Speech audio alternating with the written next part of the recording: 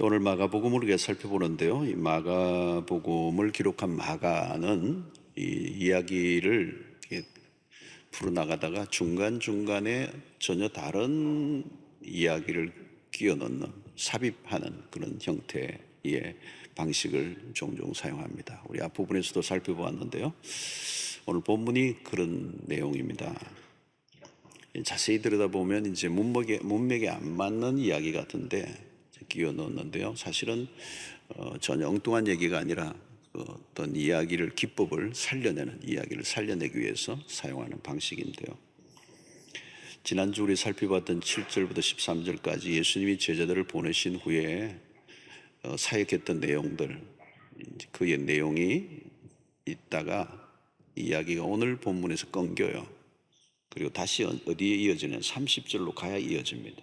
중간에는 세례 요한이 죽는 장면, 죽는 사건이 나옵니다.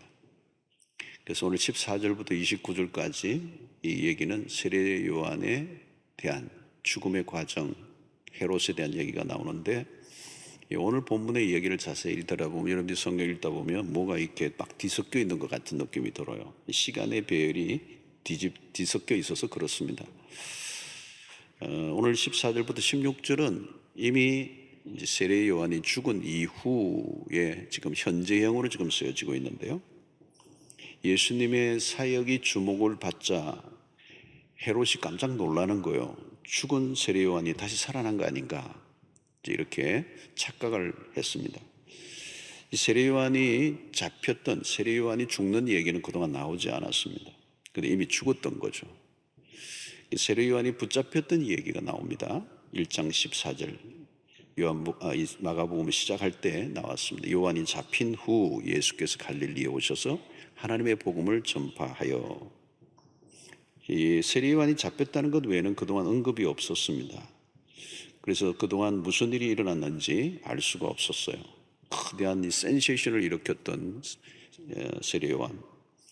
자, 예수님의 등장으로 세례 요한이 뉴스의 중심에서 벗어났던 것 같아요. 세례 요한에게 무슨 일이 일어났는가? 헤롯에 의해서 죽임을 당했습니다. 이제 세례 요한이 그 죽은 세례 요한을 죽였던 헤롯이 악몽에서 아직도 벗어나지 못하고 있는 거죠. 그래서 예수의 활동이 본격화되니까 세례 요한이 살아난 것 아닌가, 이런 착각을 하는 장면이 오늘 14절에서부터 16절까지 있습니다. 자, 마가는 왜 갑자기 세례 요한의 이야기를 다루고 있을까? 세례 요한의 죽음은 곧 이어질 예수의 죽음과 연결되기 때문입니다. 자, 오늘 본문은 세례 요한이 어떻게 죽게 되었는가를 소상하게 다루고 있는데요. 헤롯 왕이 출연합니다. 성경에는 헤롯 왕이 여러 명 있습니다. 그래서 우리가 끝으로 보면 누가 누군지 잘 모르는데요. 예수님 탄생 때 있었던 헤롯 있습니다. 그 헤롯은 헤롯 대왕이라고 합니다. 그는 예수님의 탄생 이후에 얼마 있지 않아 죽습니다. 본문의 헤롯은 그의 아들입니다. 헤롯 안티파스. 예수님 당시 갈릴리 지방을 다스리던 왕이었습니다. 이 사람은 개인사가 매우 복잡한 사람입니다. 자, 오늘 17절에 잠시 언급이 있죠. 전에 헤롯이 자기가 동생 빌립의 아내 헤로디아에게 장가든 고로. 무슨 얘기입니까? 이 여자를 위하여 사람을 보내어 요한을 잡아 옥에 가두었더니, 그랬습니다. 이 왕실의 도덕성을 알려주죠. 세례 요한이 가만히 있을 리가 없습니다.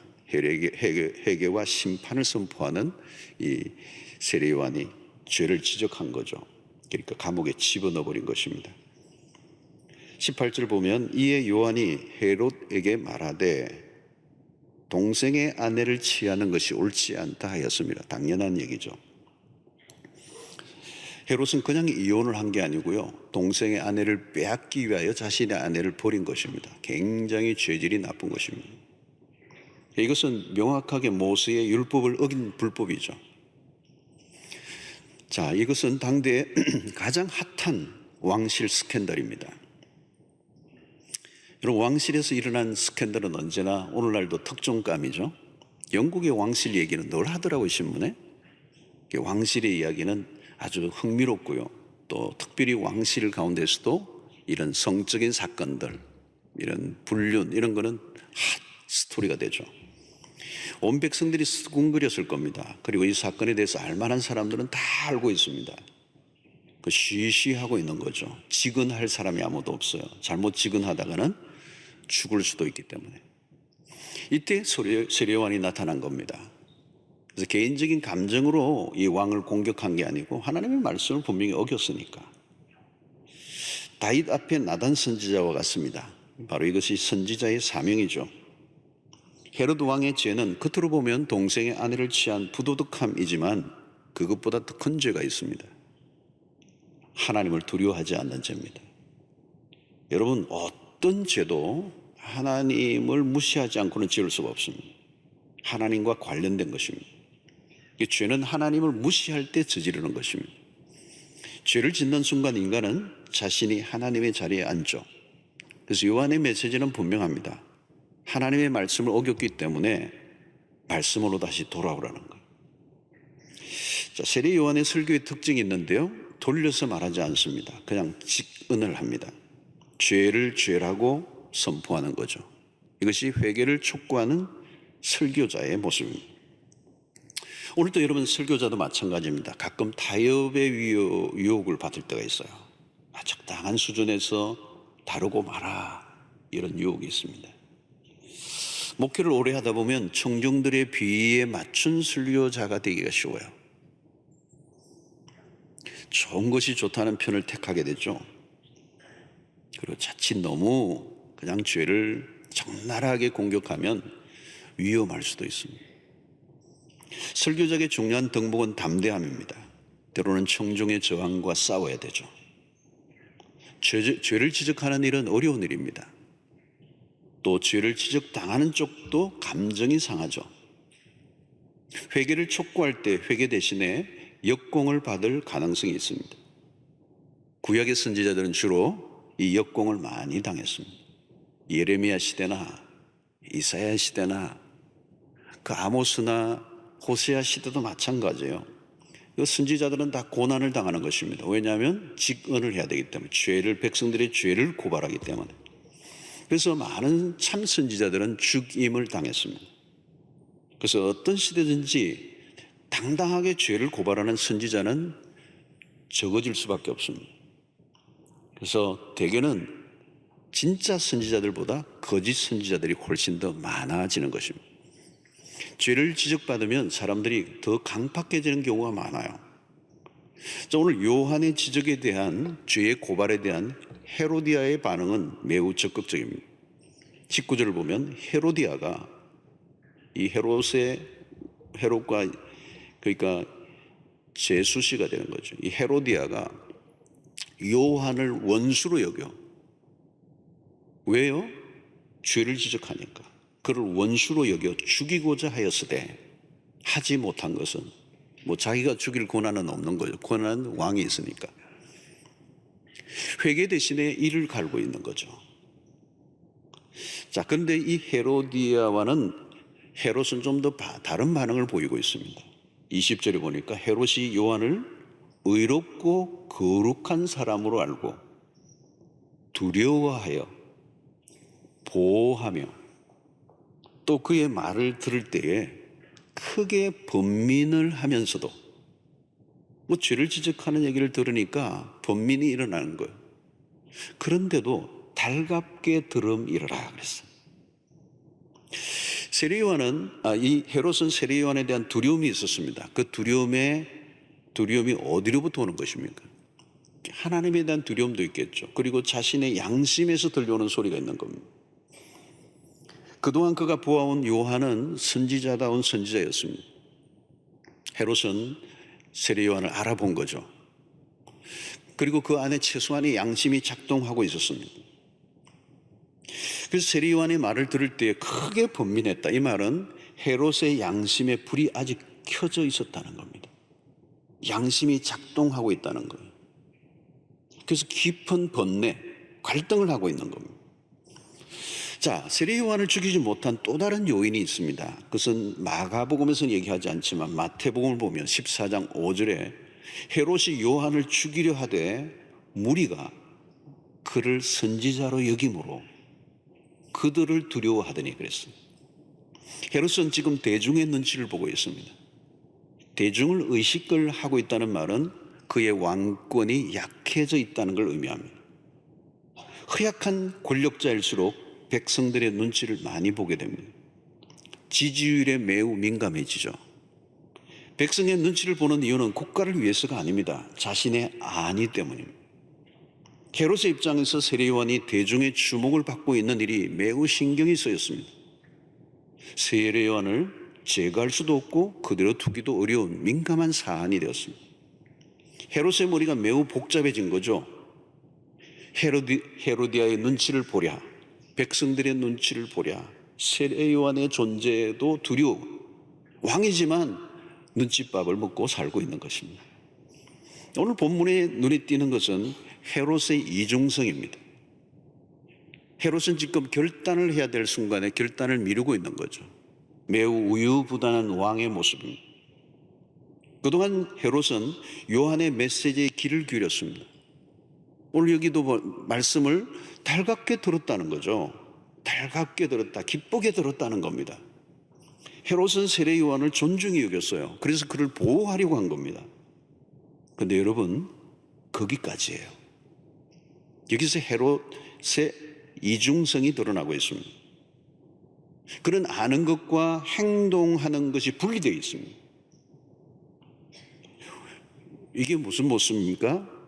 허약하다는 거예요. 자기가 알고 있는 것에 대해서 실행할 수 있는 능력이 없는 거예요. 약골이에요, 약골. 비급한 삶을 사는 것입니다. 여러분, 이중적인 삶은 매우 피곤합니다.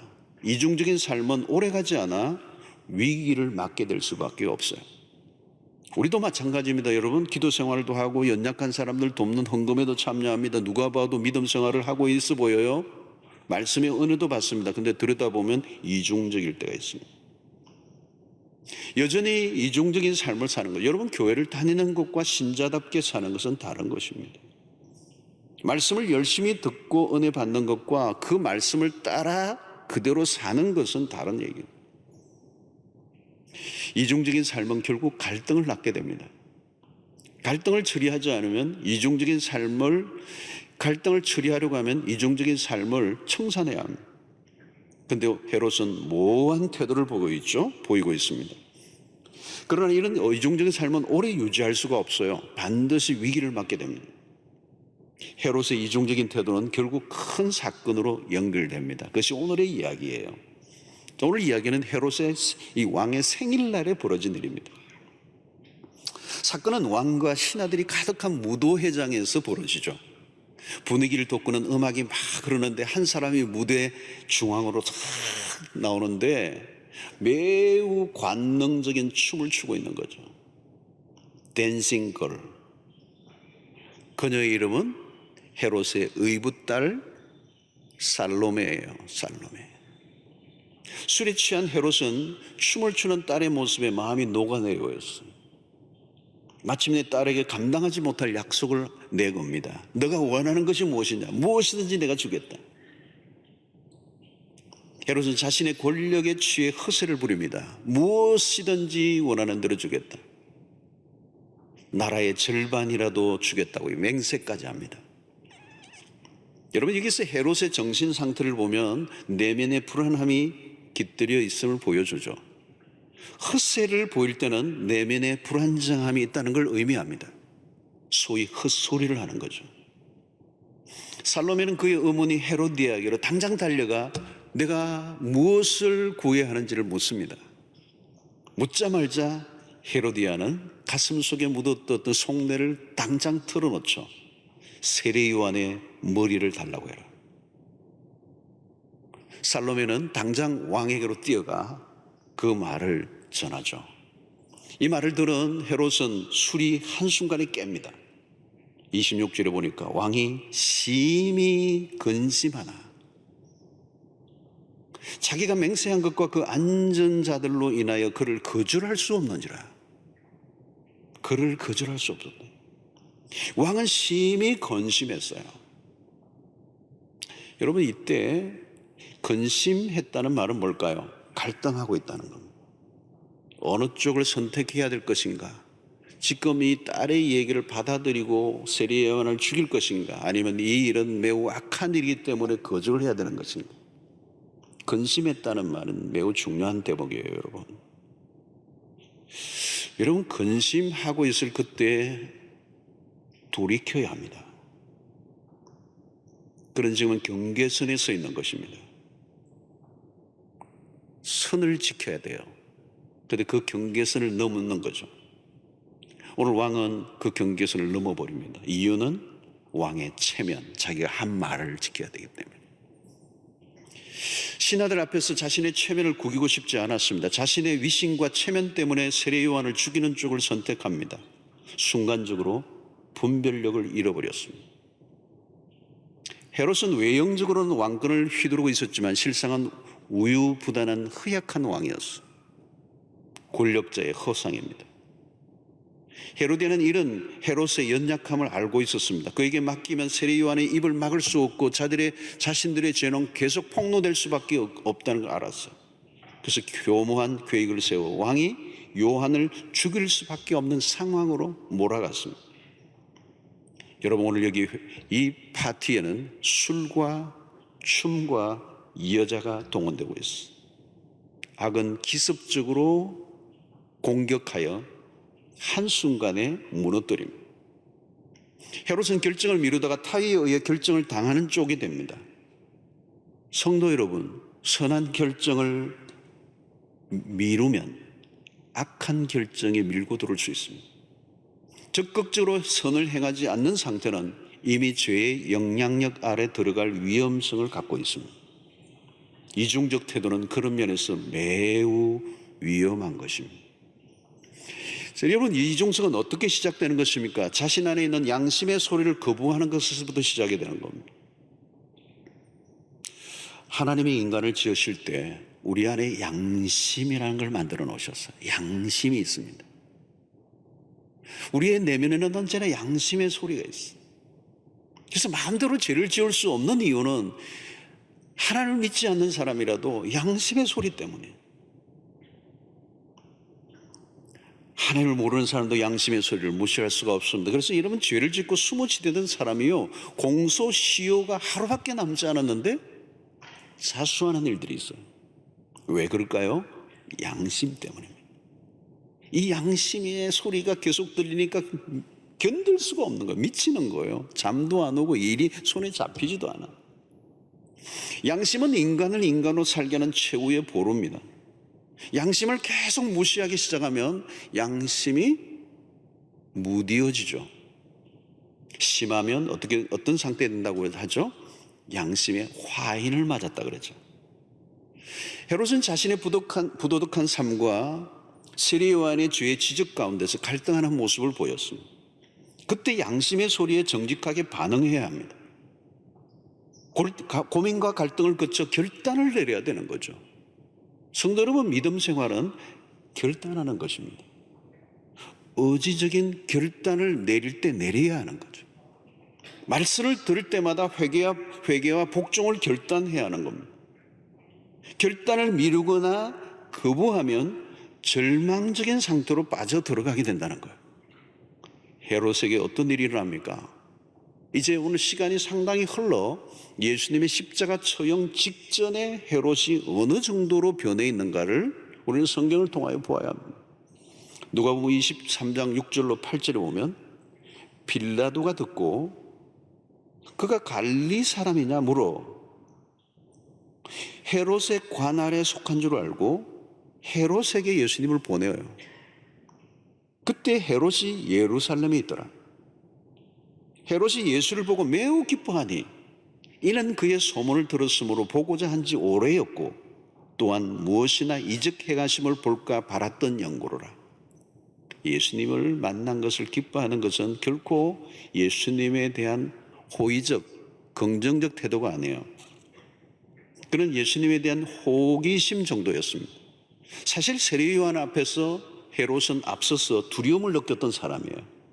하나님의 사람 앞에서 긴장감을 가졌던 사람이에요. 그런데 오늘 여기에서는 양심의 동료를 전혀 보이지 않습니다. 예수님이 누구이십니까? 세례요한과 비교할 수 없는 의로우신, 완전한 의로우신 분이십니다. 그리스도 앞에 서면 오금을 절여야 맞았습니다. 그 앞에 웬만하면 두렵고 떨려야 마땅해요. 그러나 그는 예수님을 호기심 정도로만 바라보고 있습니다. 이미 그의 영혼은 죽어 있어요.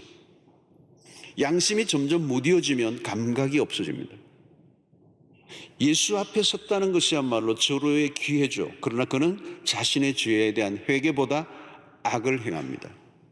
예수를 빌라도에게 넘겨주는 악을 행해요.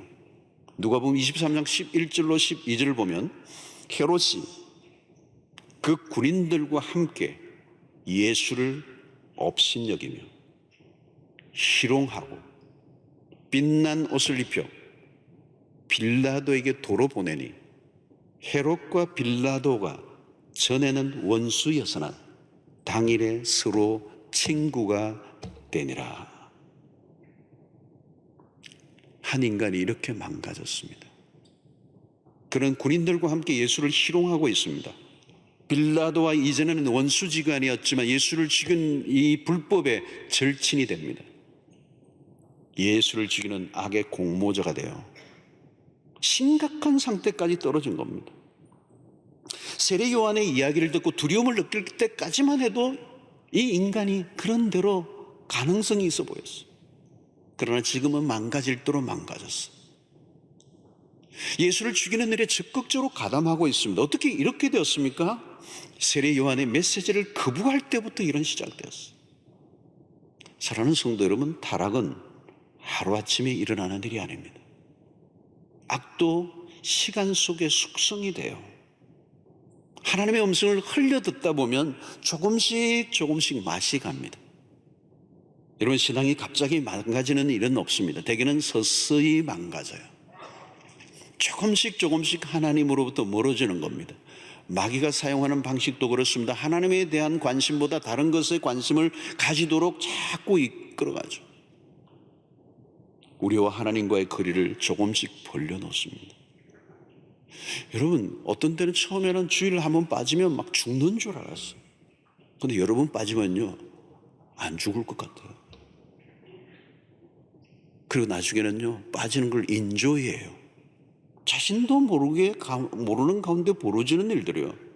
내가 얼마나 나빠져가고 있는지를 인식하지 못한다는 것. 헤롯을 통하여 우리에게 주시는 교훈은 무엇입니까? 인간이 얼마나 변질될 수 있는가. 영적인 감각이 죽으면 무슨 짓이라도 할 수 있다는 겁니다. 처음 회개하라는 외침에 헤롯이 두려움을 느꼈을 때, 그때가 중요한 시점입니다. 구약의 다윗 역시 밧세바의 사건 이후에 한 1년의 공백이 있어요. 그 영혼은 깊이 잠들어 있는, 양심의 소리도 눌러버렸어요. 어찌 남의 아내를 빼앗고 그 충신을 죽여버렸던 그 죄를 범했던 이 다윗, 그런 매우 감수성이 예민했던 사람인데 이미 자신의 양심의 소리를 다 눌러버렸어요. 그런데 어느 날 나단 선지자가 찾아왔을 때, 메시지를 들을 때 영적으로 무디워져 있는 겁니다. 그 설교가 자기 자신에게 행한다는 사실을 전혀 인식하지 못해요. 할 수 없이 나단 선지자가 그에게 정면으로 당신이 그 죄를 지었다고 이야기하자 비로소 자기가 지은 죄를 깨닫게 됩니다. 인정하게 됩니다. 다윗은 헤롯과 달라요. 그는 왕의 체면을 포기하고 하나님 앞에 죄를 고백합니다. 자신의 죄를 합리화하지 않았습니다. 사랑하는 성도 여러분, 죄를 죄로 인식할 수 있는 단계는 희망이 있습니다. 설교를 들을 때 죄를 죄로 느껴진다면 좋은 정상입니다. 성경을 묵상할 때 죄가 보이면 소망이 있습니다. 그런데 여러분, 말씀을 계속 거절하면요, 하나님이 더 말씀을 하시지 않습니다. 성경을 아무리 봐도 깨달음이 없어집니다. 죄에 대한 애통함이 있어야 됩니다. 자신이 지은 죄에 대한 아픔을 느껴야 합니다. 몸도 마찬가지입니다.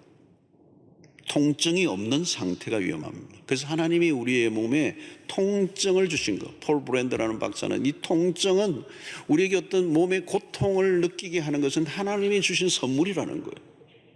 아픔이 느껴져야 병원을 찾잖아요. 대체로 암 가운데 말기에 이르기까지 자각 증세가 전혀 없는 경우가 있습니다. 발견할 때는 이미 손을 쓸 수 없는 지경으로 진행된 상태. 왜 그래요? 통증이 없었기 때문에. 건강한 줄 알았던 거예요. 영혼의 상태도 마찬가지입니다. 우리의 영혼의 상태를 자세히 보아야 합니다. 양심까지 죽어버리면 손을 쓸 수가 없습니다. 그때부터는 자기가 무슨 짓을 하는지를 모르는 것입니다. 망할 일도 아무런 마음의 동요 없이 스스럼 없이 행하는 게 인간이에요. 아무 깨달음이 없어지는 겁니다. 영적 무감각의 상태. 시편 49편 20절에 이런 말씀이 있습니다. 존귀하나 깨닫지 못하는 사람은, 여러분 이 대목 보세요. 존귀하나, 존귀한데, 인간이 얼마나 존귀한데 그 존귀함의 존재란을 깨닫지 못하는 거예요. 그러면 뭐예요? 멸망하는 짐승 같도다. 하나님이 인간을 존귀하게 지었습니다. 비록 죄로 인하여 하나님의 형상이 많이 깨어져 있긴 하지만 여전히 인간은 존귀하게 지었어요. 왜 사람이 짐승같이 행동하는 거예요? 자기 자신이 누구인지 모르기 때문에.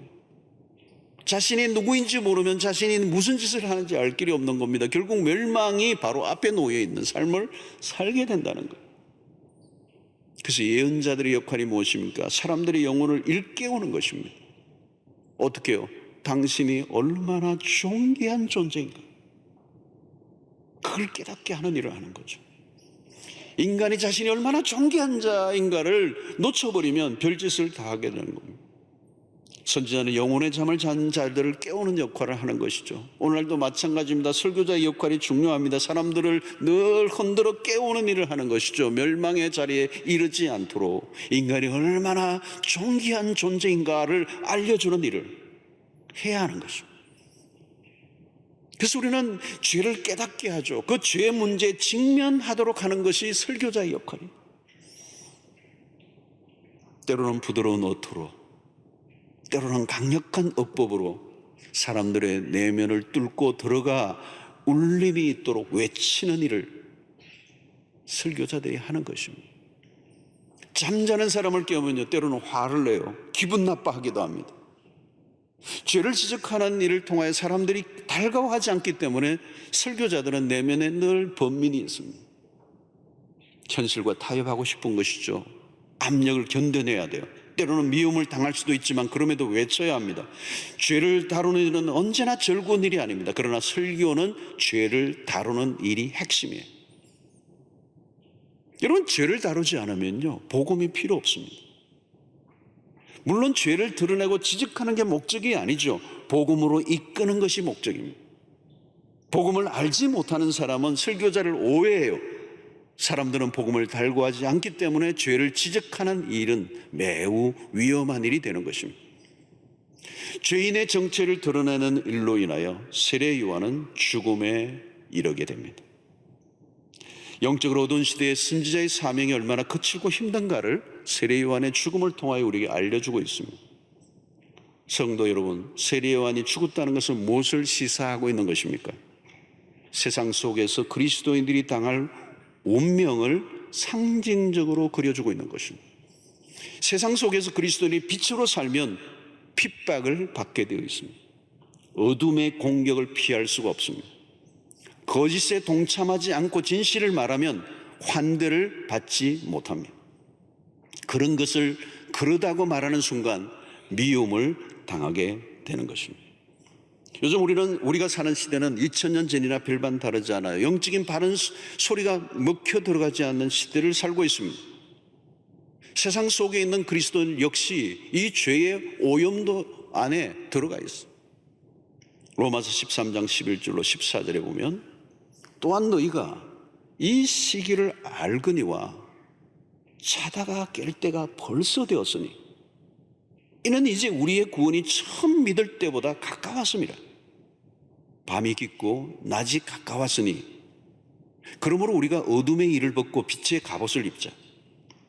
낮에와 같이 단정히 행하고 방탕하거나 술 취하지 말며 음란하거나 호색하지 말며 다투거나 시기하지 말고 오직 그리스도 예수 그리스도로 옷 입고 정욕을 위하여 육신의 일을 도모하지 말라 그랬어요. 사랑하는 성도 여러분, 술 취한 세상이에요. 오늘날 우리는 정욕적인 세상을 살고 있습니다. 도덕성이 많이 무너져 내린 세상을 우리는 살고 있습니다. 끔찍한 일들이 매일 벌어지고 있습니다. 여러분, 이것은 그냥 일어나는 일들이 아니고요, 이 시대가 얼마나 어둠이 짙어졌는가. 이제 우리의 구원이 처음 믿을 때보다 가까웠고 밤이 깊고 낮이 가까웠다는 얘기를 하고 있습니다. 오늘 우리 시대를 뒤덮고 있는 이 문화 안에 우리도 모르게 따라갈 위험성이 있습니다. 여러분, 영적인 민감성이란 무엇입니까? 작은 죄 앞에서도 식은 땀이 흘러야 돼요. 작은 죄를 지어도 마음에 아픔이 있어야 돼요. 하나님 앞에서 진실한 고백이 우리 안에 있어야 되는 것입니다. 여러분, 내가 살짝 다른 사람을 미워만 했어도 내 안에 편하지 않는 마음이 들어서 그것과 실험을 할 줄 알아야 돼요. 생각으로만 지은 죄라도 그것을 간과해서는 안 된다는 겁니다. 여러분, 큐티를 할 때도 마찬가지예요. 매일 우리는 나에게 주시는 하나님의 음성에 민감해야 합니다. 중요한 것은 여러분, 타이밍이에요. 시기를 놓치면 안 됩니다. 반복적으로 무시하면 위험해진다는 거예요. 그것이 영적인 무딤 현상을 만들어내게 되고, 그 작은 것을 무시할 때 결국은 그 죄에 대한 무덤덤함이 나중에는 갈등조차 하지 않는 단계로 들어가고, 나중에는 어떻게 해요? 내가 나를 믿을 수 없을 만큼 엄청난 죄의 당사자가 될 수도 있다는 사실을 오늘 이 헤롯을 통하여 우리에게 가르쳐주고 있는 것입니다. 요즘 우리는 말씀 운동을 하고 있습니다. 말씀을 읽기만 하면 안 돼요. 그 말씀 가운데 우리의 자신의 영혼의 상태를 점검해야 합니다. 말씀 앞에서 나는 어떤 반응을 하고 있는가? 정직한 반응을 하고 있는가? 그 말씀을 읽을 때 깨달음이 오고 있는가? 여러분, 성경을 읽을 때 깨달음이 와야 돼요. 깨달아져야 돼요. 깨달아져야 돼요. 성경을 아무리 많이 읽으면 뭐하겠어요? 여러분, 성경을 읽는데 그 성경을 펴는데 깨달음이 와야 돼요. 깨달음이 오는 순간 우리가 뭐가 와요? 나도 모르게 어느 순간 깨달아지는 순간 감사가 터지고요.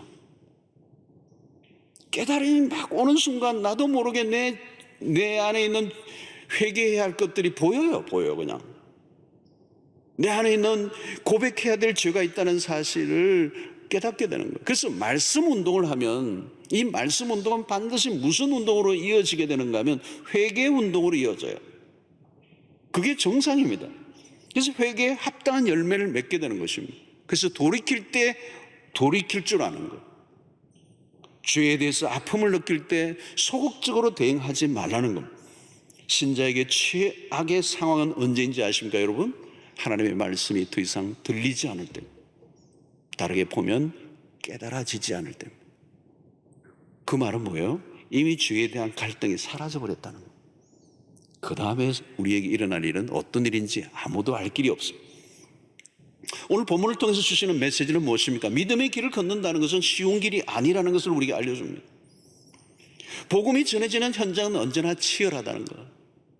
요한의 죽음은 충격적이고 절망적으로 비춰줄 수 있습니다.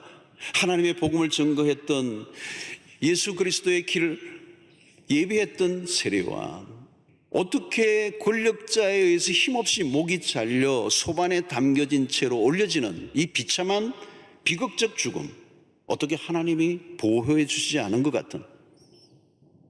사랑하는 성도 여러분, 신자가 세상에서 때로는 약자로 비춰줄 수 있으나 믿음으로 살면 약자가 돼요. 여러분, 물리적인 힘은 세상이 가지고 있습니다.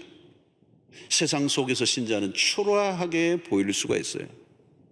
골리앗 앞에 다윗과 같습니다. 겉으로는 언제나 그리스도는 열쇠로 보여요. 소반에 올려진 세례요한의 목은 예수의 십자가의 처형으로 이어집니다.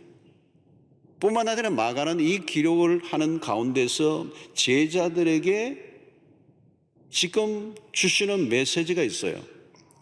당신들의 앞길에도 펼쳐질 길들이 바로 이런 거라는 거예요.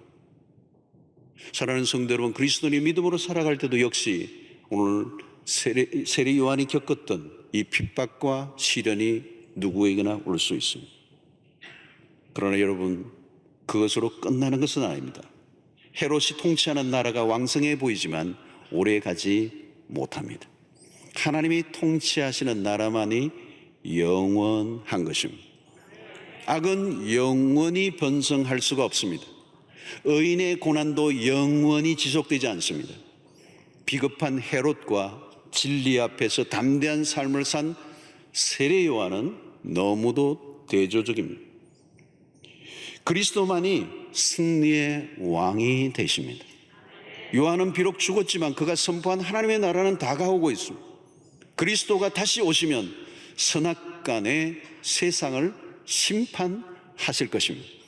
장래에 주어질 승리를 바라보고 우리는 믿음 안에서 말씀을 붙잡고 꿋꿋하게 오늘 현실을 살아가는 주의 백성들이 되시기를 축원합니다.